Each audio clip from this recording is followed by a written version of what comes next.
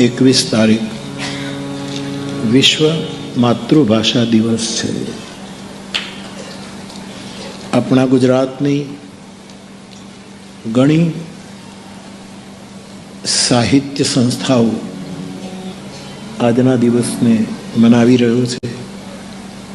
ત્યારે આપણે પણ આપણી માતૃભાષાનું ગૌરવ કરીએ.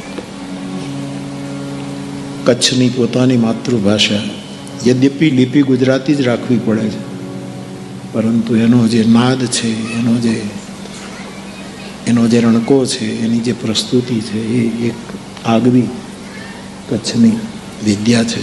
એમ દેશની તમામ ભાષાઓ, વિશ્વની તમામ ભાષાઓ, એનો આજે દિવસ છે. ત્યારે આપણી માતૃભાષાને આપણે ખૂબ એનું જતન કરીએ, એને જાળવીએ.